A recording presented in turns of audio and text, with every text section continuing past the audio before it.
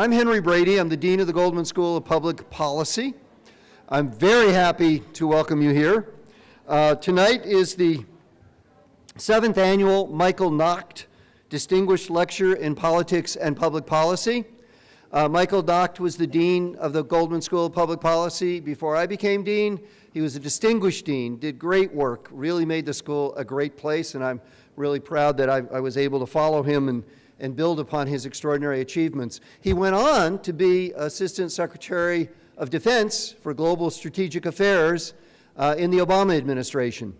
And then he came back to us about 5 years ago and resumed teaching. So we're really lucky to have Michael. He's an extraordinary figure in terms of his public service, which is an important thing for the Goldman School and for our nation, and also extraordinary in terms of his teaching and his service to this university. So we're really happy to be able to have this lecture series named in his honor.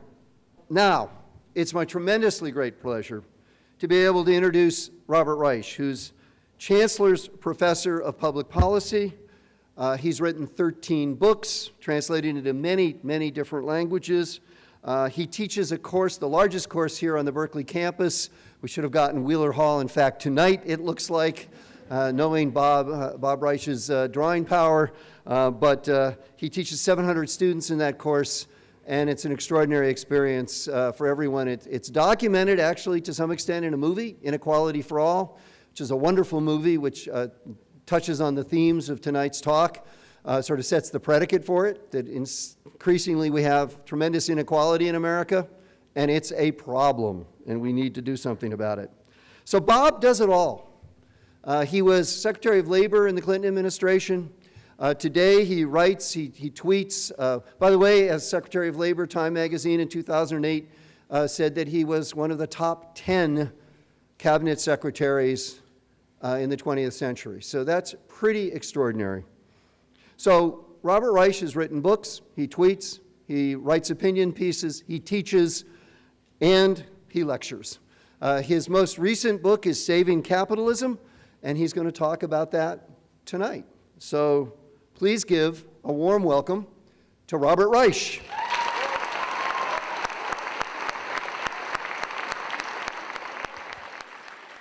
Well, Henry Brady, Dean Brady, thank you very, very much.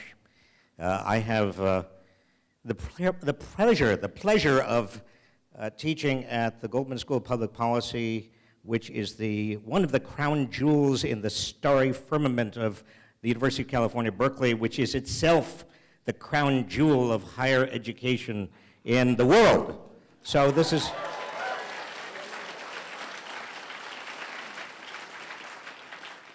It's true. And being a dean or being an administrator of any university, I have a test with regard to the difficulty of any job, and it has to do with the ratio between the level of responsibility that one has in a job and the actual amount of authority one has. And if you have huge amounts, if that ratio gets out of whack and you've got a huge amount of responsibility and very little authority, you're called the dean. If you have a gigantic amount of responsibility and almost no authority, you're called a chancellor. And if you have boundless responsibility, I mean, absolutely responsibility that does not end, and almost an infinitesimally small amount of authority, you're called a cabinet secretary. Thank you for coming tonight. I want to talk to you about a book that I've written called Saving Capitalism for the Many, Not the Few. The title actually turns out to be the worst possible title I could have ever chosen.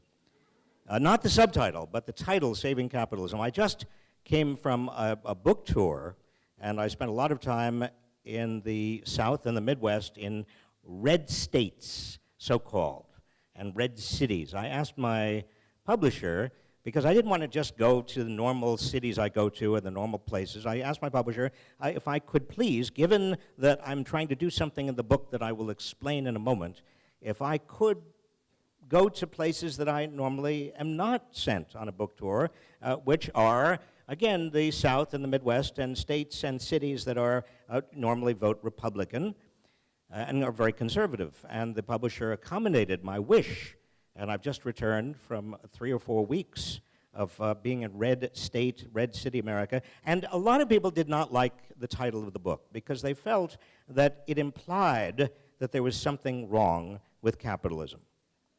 Saving capitalism sounds like I mean that capitalism needs saving. The irony is that I got back to the West Coast. I got to Seattle, and then I was in Portland, and then down the West Coast, and nobody liked the title of my book because they said, why should we save capitalism? So it was a title that managed to antagonize and alienate everybody who might possibly read the book. But the subtitle of the book is actually the important thing. It's for the many, not the few. And I entitled the book, Saving Capitalism, for the many, not the few, because there is, it seems to me, and I'm not the first to note this, a serious set of problems having to do with capitalism and who is benefiting from it and who the burdens are on. And we need to talk about it. And when I say we need to talk about it, I don't mean merely people inside a red state bubble or people inside a blue state bubble or a blue city bubble or blue university bubble. I mean we've got to get out of our bubbles and talk across bubbles and reach some common understanding of what the nature of the problem is and what can be done about it. And so I set out to write a book that might hopefully begin that kind of a dialogue. I was motivated actually by two things. One, a conviction that if we really did get out of our bubbles and started to talk with one another across the country in a slightly non-ideological way, I say slightly because you can't ever completely divorce yourself from ideology and values and frameworks, but certainly if you talk facts and you were clear about your values, and we talked about how to create a kind of system that worked for most of us, we could, it seemed to me, make some progress. So that was conviction number one. And the second thing that I was concerned about, and I was led to write the book, because I, for years, have been talking about widening inequality in the United States. And it seemed to me that I had not put to paper the things that were not said, that hadn't been said, about the centrality of power in explaining some of that widening inequality. Now, let me, at the risk of revealing too quickly the plot of the book, I'm going to talk about three central mythologies that have, in my view, made it difficult for us to speak across those ideological boundaries and have stopped discussion. They're kind of discussion stoppers. And these were revealed to me because in many, many different kinds of venues, I've had the opportunity of debating people who I disagree with, who are very often called or call themselves conservatives or Republicans or whatever, and we get stuck at the following points. One point where we get stuck is where the discussion seems to be about a choice that must be made between the market and government. Now, usually it's about 4 minutes into whatever the topic is. We could be talking about global climate change. We could be talking about peanut farmers in Georgia. We could be talking about anything. It doesn't matter. About 4 minutes into a debate, somehow the debate kind of degenerates into this question of which do you trust more, the government or the free market? And it struck me that we needed to explode that mythology, that was the central choice, because it's not a central choice. You can't have government and you can't have market separately. A market cannot exist without government making rules. There is no free market in a state of nature. I mean, a state of nature I experienced when I was 4 years old on the playground, and it was cruel and nasty and brutish and short.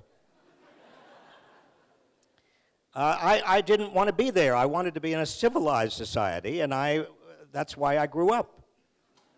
And what we want, well, grew up somewhat. And what we want, all of us, is a market that is rule-driven, rule-bound. We don't even know what property is. You can't enforce contracts. You can't even have any idea of the details of what happens when somebody doesn't pay up their promises if you don't have rules. And those rules change over time. Different cultures and different societies have different market rules. And unless we understand what those rules are, and more importantly, unless we understand who has the most influence over making those rules, we don't really have much of a discussion. We just have a kind of an ideological discussion about markets versus governments that means nothing.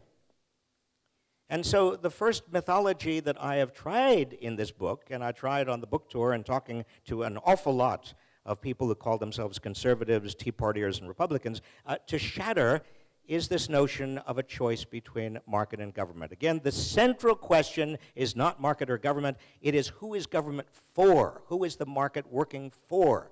Who has the most influence over the rules that are designed to create and sustain and enforce that market? And I'll come back to that first point in a moment. But this is myth number one that I tried to deal with in the book and shatter in the book. Myth number two that I tried to deal with in the book is, and you've heard it over and over again, you get paid for what you're worth. What you earn depends on what you are worth. Have anybody heard that before? It's a very central idea. It's very central to the American meritocracy, the idea that people are paid what they're worth. But you see, if you understand the first principle, that you can't separate market from government, and the central question is really who has the most influence over those rules, then the second issue of whether people are paid what they're worth is either a tautology. I mean, obviously you're paid for what you're worth in the market because that's what you earn in the market.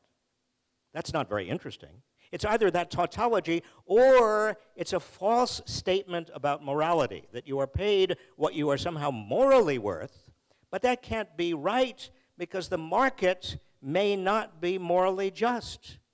In other words, if the market, principle number one, is really a function of who has the most power to influence the rules to create the market, then it may be, principle number two, that you are paid what you are worth in a tautological sense, but not in a socially meaningful or moral sense, because the market has not socially meaningful or market or moral in any meaningful sense.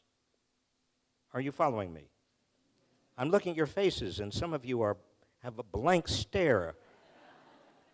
And then we get to the third mythology that the book and I've tried to deal with, and it follows from the first two, is that the most important issue we can possibly discuss when we discuss widening inequality, the most important issue we can discuss is how much we tax the people who are wealthy and redistribute to the people who are not. Now, that's an important issue, and it's a very, very central public policy issue. I don't mean to suggest it's not. But if you follow the logic of the first 2 points, you might come to the conclusion that there are a lot of issues short of the final taxing and redistributing that need examination. Issues having to do with internal, what I call in the book, pre-distributions upward from a lot of average working people to people who have a lot of market power, enough power to, as I said before, change the rules so that they gain even more. I mean, for example, this all sounds very kind of philosophical and unpractical, but I want to make it very, very concrete. In the United States, we Americans pay more for pharmaceuticals than any other citizens of any other advanced country. Now, why do we pay more for the pharmaceuticals we use than the citizens of any other advanced country? Well, there are a lot of reasons for that, but one reason has to do with how the market in the United States for pharmaceuticals is organized. For example, if you are a proprietary drug manufacturer, you're making brand name drugs, well, you are permitted in the United States. You're not permitted in most other advanced industrial societies, but you're permitted in the United States to pay the makers of generic versions of those brand name drugs, who would otherwise produce them much more cheaply. You are legally entitled to pay them to delay their introduction of their generic version of your drug after the patent has expired. Now, again, this is not normal. This is not what is permitted in most other countries. Why is it permitted here? Class? Well, you know as well as I do. It's because the pharmaceutical manufacturers have extraordinary political power in the United States. Not only enough political power to be exempt from the possibility that the government under Medicare, Medicaid, veterans would use its negotiating power to get low drug prices, but also from the very pedestrian issues of, as I just said, pay for delay. It is permissible. You can't even get your drugs from another country. If you're an American and you want to get your pharmaceuticals from where they're more cheap, they're produced more cheaply, like in Canada, you could do it up until a few years ago. You can't do it any longer. But let's not just pick on the drug companies, the pharmaceutical. Big pharma is easy. How about internet service? Now, you may know this, but you and I are paying more for the internet service that we are getting, and it is a lower service than almost any citizens of any other advanced industrial country. And why is that? Class.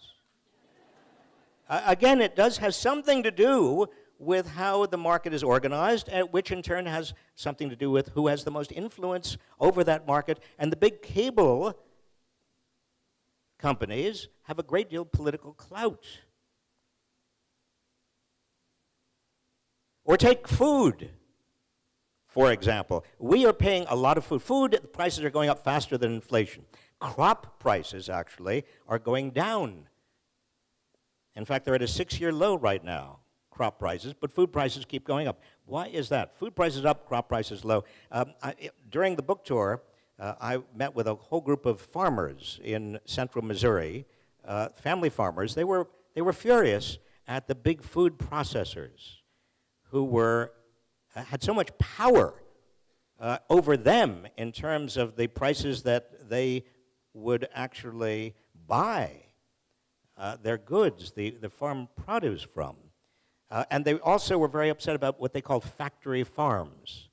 The kind of farms that were corporate farms. They were not family farmers, but because they were factory farms, they disregarded all of the environmental issues they treated, and they didn't even produce high-quality farm agricultural produce. The farmers were apathetic. They were angry. They were organizing against these big food processors and the factory farms. Now, why do the big food processors have so much market power?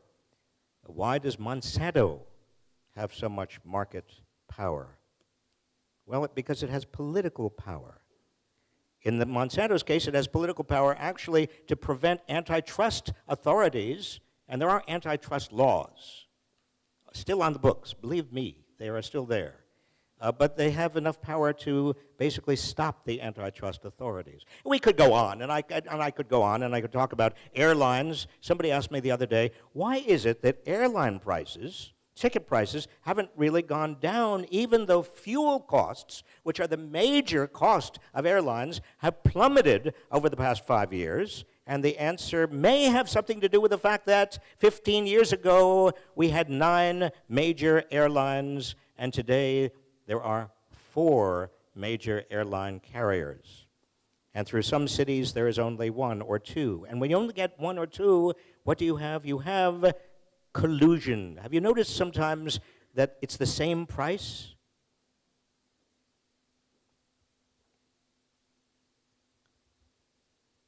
Wall Street. is another interesting case.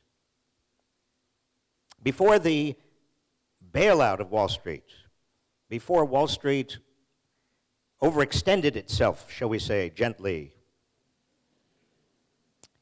the 5 largest Wall Street banks together had 25% of all banking assets in the United States. That made them too big to fail. Well, now the 5 biggest banks on Wall Street have 44% of all banking assets in the United States. They are far too big to fail, or curtail, or jail, or nail. So what has happened in all of these instances, and we could go throughout the industrial landscape of America, what we see is in all these instances, we are paying more. You and I are paying more than we need to pay. Because there's not very much competition on Wall Street, for example, particularly among the big banks, that trickles out to the entire banking system, and we probably, most of you, bank at a big bank, and you are probably paying more than you might otherwise know you are paying in terms of if you have an overcharge on your credit card, for example. So in every one of these respects, there is a pre-distribution upward to big corporations, to Wall Street, to the major shareholders. But we don't talk about these pre-distributions upward. All we talk about is taxing the wealthy, maybe, or taxing the big corporations, maybe, and redistributing downward. But the pre-distributions arguably are growing, the pre-distributions upward.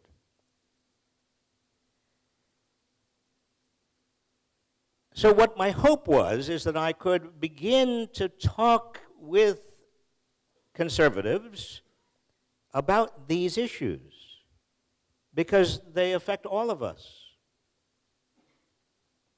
In fact, it is not just middle-class people and poor people who are paying more, but the kind of capitalism we are aiming toward, or not aiming toward literally, but moving toward, is a kind of capitalism, a kind of oligarchic capitalism, that is not even necessarily good for the people at the top.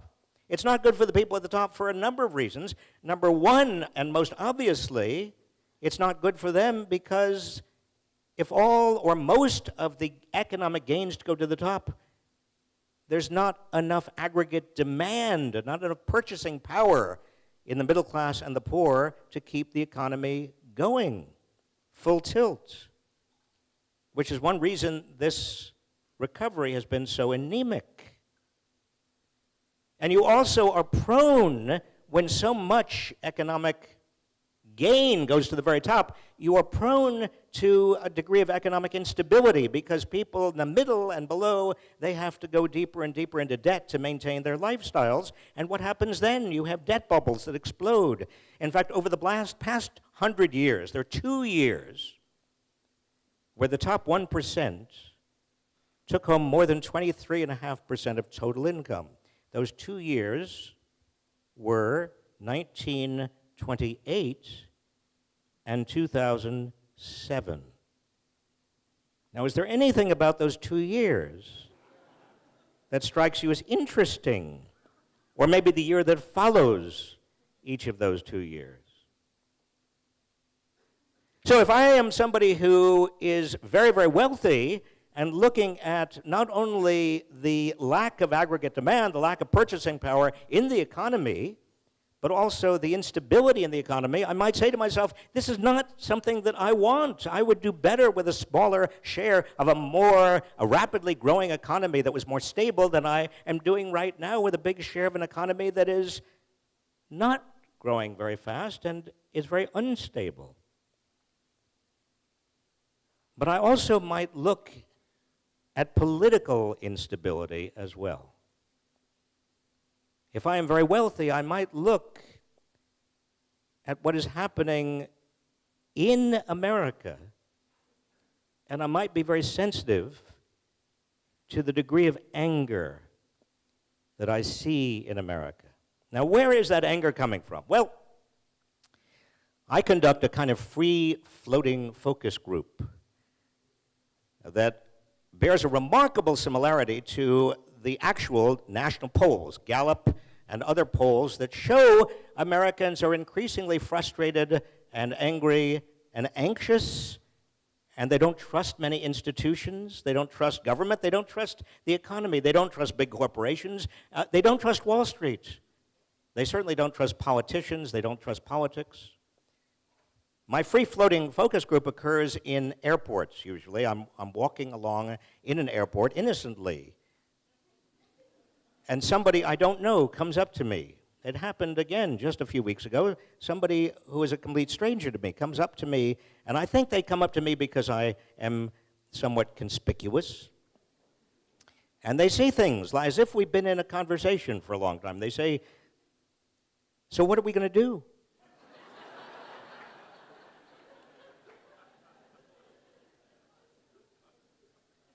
Somebody came up to me, actually in Oakland recently, and I didn't know the person. They said, "Can you believe it?" Put yourself in my place. So what are we going to do? I said, I don't know. I don't know what we're going to do. I wrote this book before the political season, the 2016 election cycle got underway here in the United States. But I said in the book that it seemed to me that given the degree of not only inequality but also insecurity and the sense of arbitrariness and unfairness that so many people were feeling, that in the future the biggest political divide would not necessarily be between Democrats and Republicans, it would be between the establishment and the anti-establishment. Now that was before Bernie Sanders declared that he was running for president. And it was also before, and I pause before I use this name in the same sentence as Bernie Sanders, but before Donald Trump declared he was running for president. Or, for that matter, a number of other people who are styling themselves as populists. Now, what is populism? There is no strict definition of populism, but we know that populism historically has come out of a great deal of anger, public anger. I mean, the prairie populist, William Jennings Bryan, came to the fore because farmers were very angry about using a gold standard, and they felt that they couldn't pay their debts, that the Easterners were kind of loading the dice. They were rigging the system. Whenever people feel like the system is being rigged, they get angry, and there is a kind of populist upsurge. Before that, there was a sort of a populist upsurge in the 1830s. The Jacksonians, who were very upset about the Bank of the United States. They were upset about the requirement that in order to vote, you had to own property.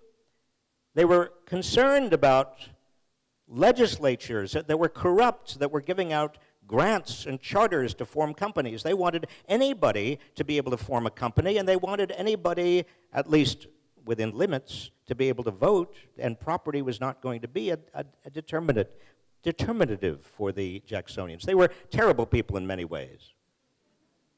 I'm not suggesting that we go back to the Jacksonian era, nor am I suggesting we go back to the prairie populists of the 1880s, 1890s. But it's interesting to me that most populist eras do have after them a period of reform. The great progressive era that started in 1901 probably could not have happened without people like William Jennings Bryan or Robert La Follette, the governor of Wisconsin, Fighting Bob La Follette. And in 1901, almost by accident, Teddy Roosevelt became president, and then you had ushered in a period of reform. But the interesting thing about that period of reform, that by certain analyses extends right through to 1916, Taft and Wilson. The interesting thing about that progressive era is that many of those ideas had been bubbling up for years, but they needed that populist anger to push them into national circulation, as if it were. And then the fifth cousin to Teddy Roosevelt, years later, became president when the entire nation was in an economic crisis. 1 out of 4 working people was unemployed, and many of the ideas that Teddy Roosevelt put forward in the election of 1912 actually were put into effect by his fifth cousin, Franklin Delano Roosevelt. And then you had another reform, and preceded by a populist era, one could argue, in the 1960s, judging from how some of you look. Some of you remember the 60s. I was there. I had longer hair. I was taller.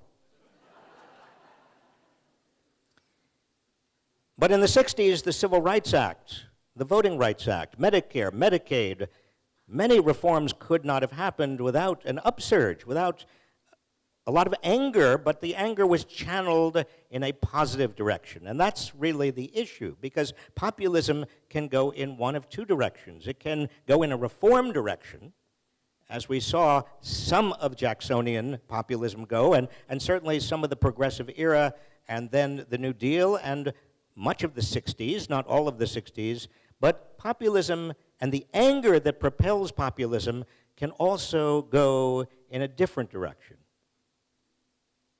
That anger can be channeled, unfortunately, and we've seen this historically.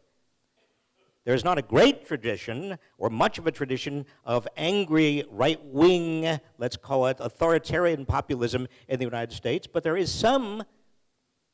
Father Charles Coughlin, the radio personality of the late 1930s, who was a Nazi sympathizer, anti-Semitic.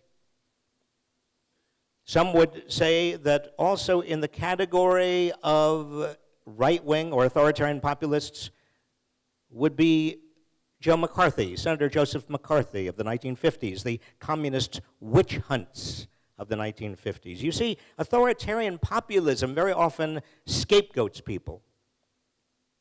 It finds enemies. It aggregates power through hate, through channeling the anger toward resentment and hate of other people, of other groups. And it also is not grounded in democracy very much. It's grounded in power. The authoritarian populists historically, not only in the United States, but around the world, Mussolini and Franco and Hitler and others, what they do is they say, follow me, I am strong enough, I'm powerful enough, I will rescue you from whatever the problems you have. Don't even ask me any questions. They use anger, resentment, hate, and also they create an illusion of strongman power that uses the anger to build their own political base. So it seems to me, and I can't make any predictions about 2016, but certainly we are seeing in America right now the growth of an upsurge in populism and anger that could go in either one of those directions.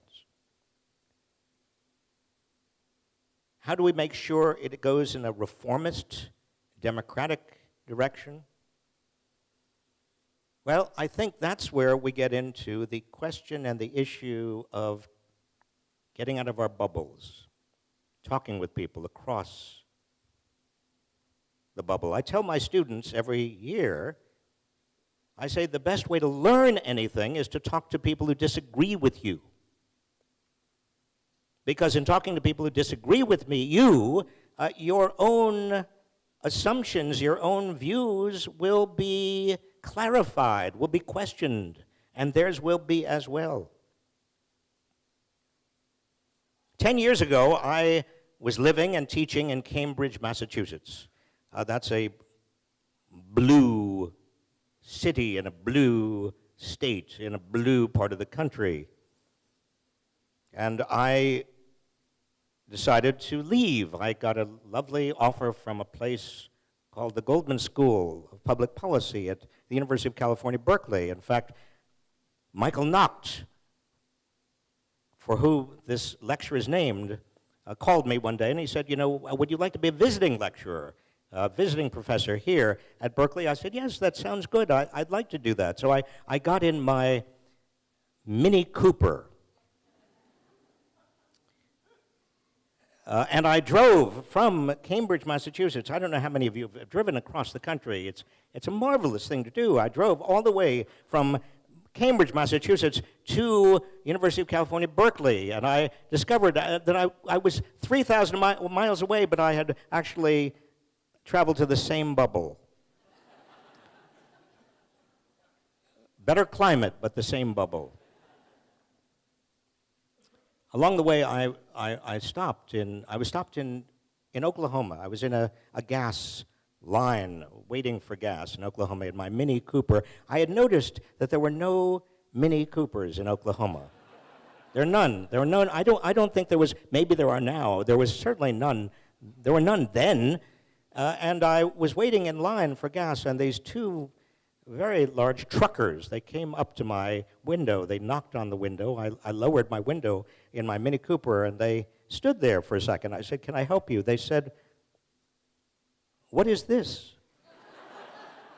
I said, "This is a Mini Cooper." And there was a long silence. And then they said, "How does anybody fit in there?"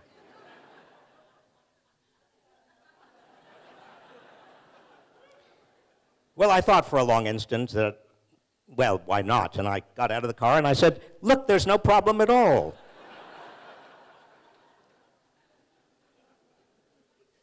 They looked puzzled, and I said, "I'm from Massachusetts. We're all under 5 feet tall." They were in their own bubble, their own trucker bubble, their own Midwest truck bubble.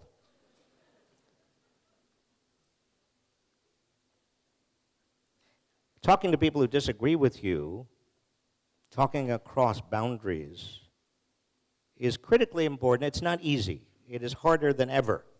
It's harder than ever because geographically we are segmenting by political values, but also in terms of the news we get. We are able to insulate ourselves from anybody we disagree with and actually only get feedback and news and views that confirm our own views and our own predicates and premises. And looking out on your lovely faces and seeing how many of you are nodding your heads in agreement with everything I say, I say to myself, I'm in the wrong place. I want to get back to Red America. No, I don't.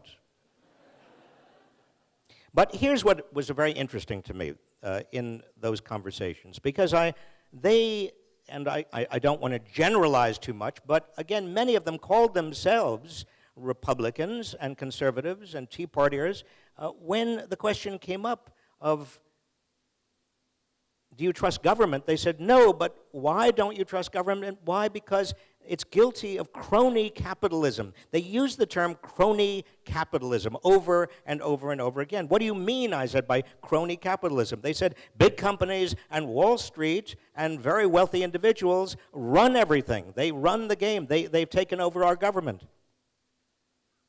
And I said, well, give me examples. And they gave me examples.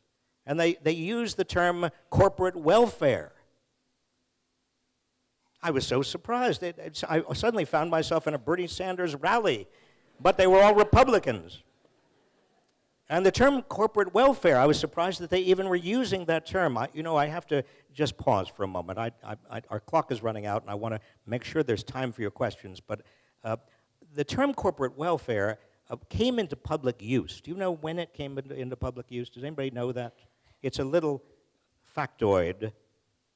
Well, it came into public use in 1994. It may have been used before then, but it became popularized in 1994.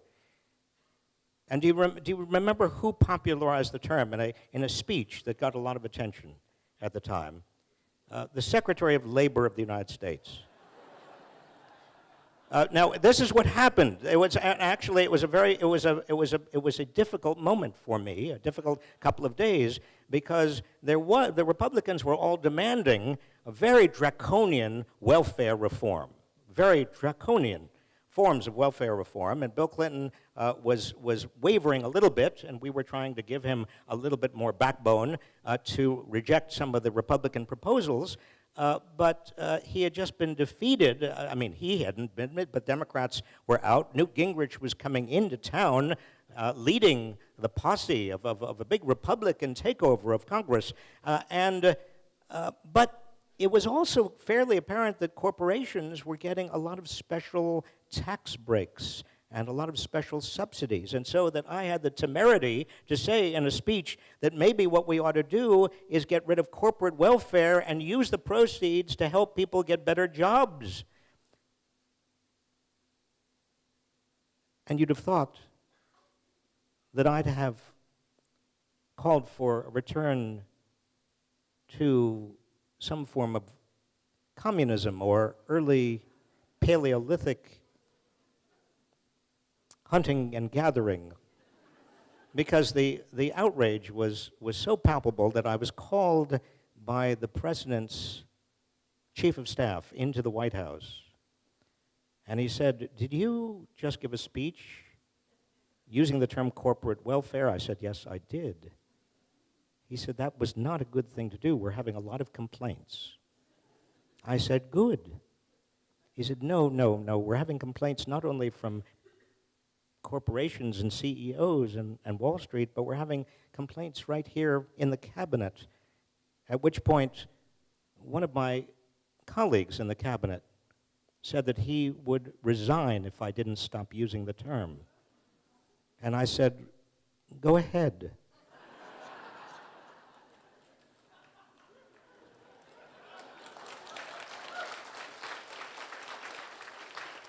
So here we are. I'm fast forward, and I'm in Cincinnati, and all these conservative Republicans all want to talk about corporate welfare. I was delighted. And then what else did they talk about? They also said they were opposed. I asked them about the Trans-Pacific Partnership. They said they don't like it. It's a bad deal because it was all crafted by big corporations, and it's going to mean huge job losses. Don't get me wrong, there were a lot of differences, particularly on cultural and religious issues and social issues. But when it came to economic power, there was extraordinary overlap,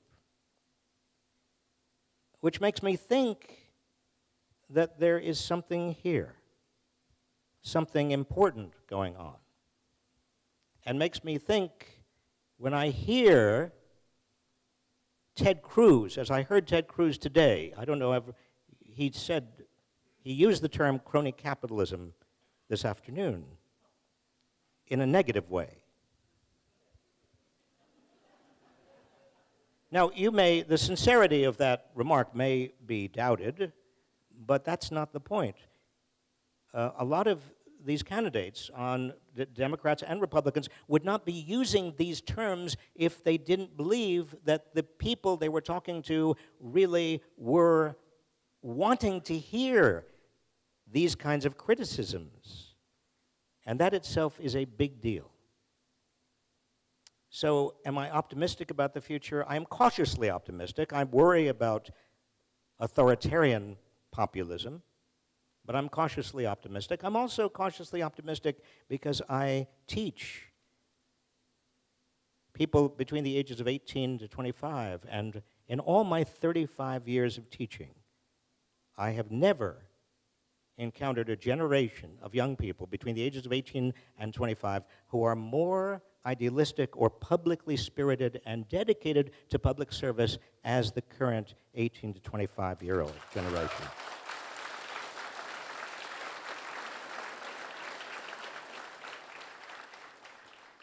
So we have a long way to go. This is not going to be easy. But reform and reform of our system, our political economic system, I believe is inevitable for all the reasons I have suggested. Thank you all very much. So I have a series of questions here I'll run together. Which presidential candidate do you currently see yourself voting for and why? Have you ever met Bernie Sanders? If so, what was he like? Would you accept an invitation to be Bernie's running mate? And then finally, Bernie 2016. This crowd seems to be interested in Bernie Sanders. By the way, Rolling Stone just reported that a copy of your book is on his coffee table. Must be true. I know Bernie very well, and I like him enormously, and I think I admire particularly not only the positions he's taken, which I think are correct and true, but also his tenacity and his ability to maintain his passion over all these years. And he hasn't wavered. I've also known Hillary Clinton since she was 19 years old. In fact, if you keep it in this room, I will tell you that I once dated Hillary before she met Bill. That is. Do you want to know any more?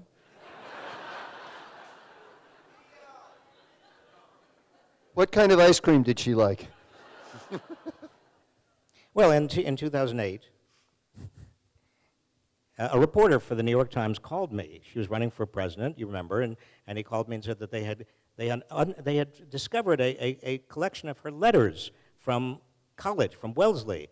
And in one of the letters, it had mentioned that she had gone out on a date with me. And he asked me, this New York Times reporter asked me, is that if there's anything that I can recall from that date that might shed light on how she would perform as a president.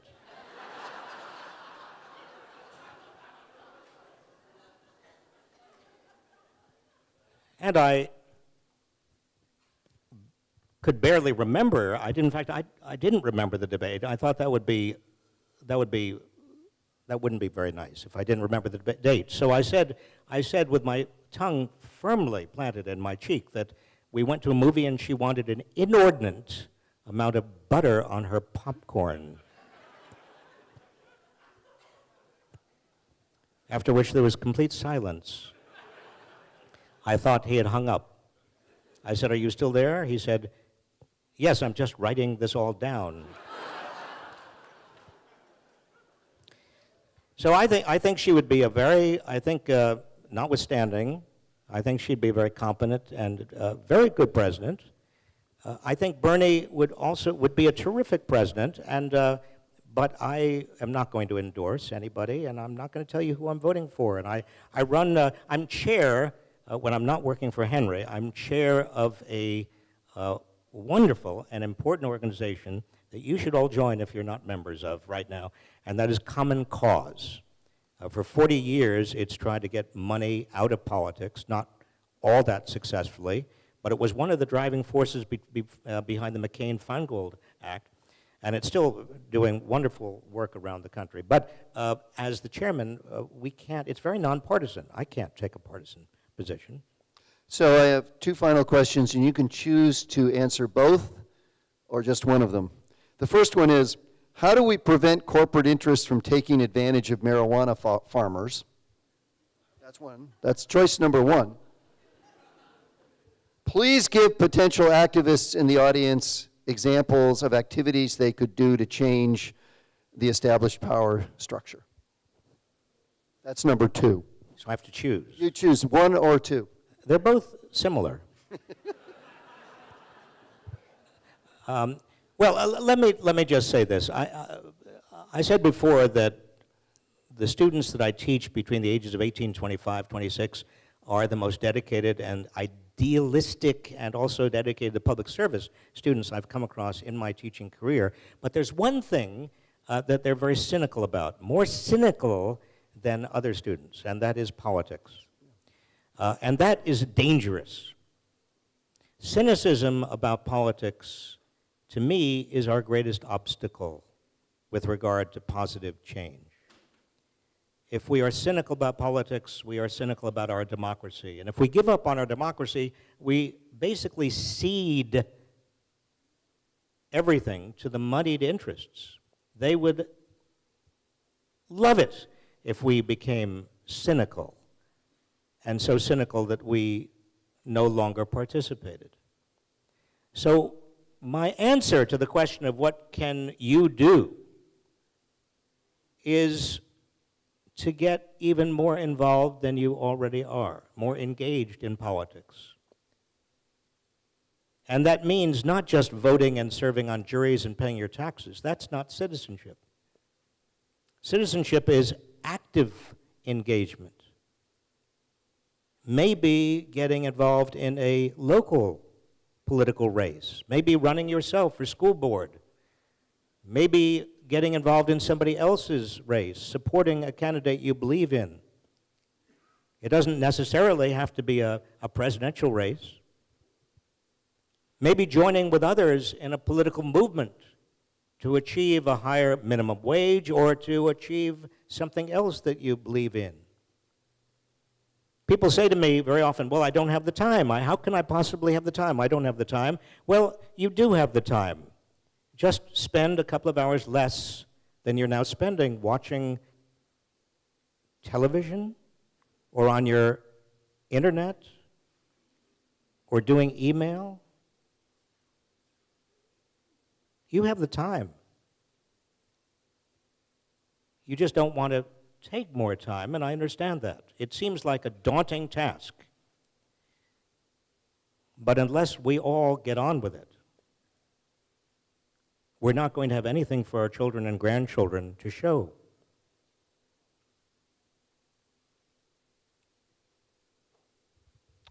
Thank you. Robert Riech, Saving Capitalism. Thank you.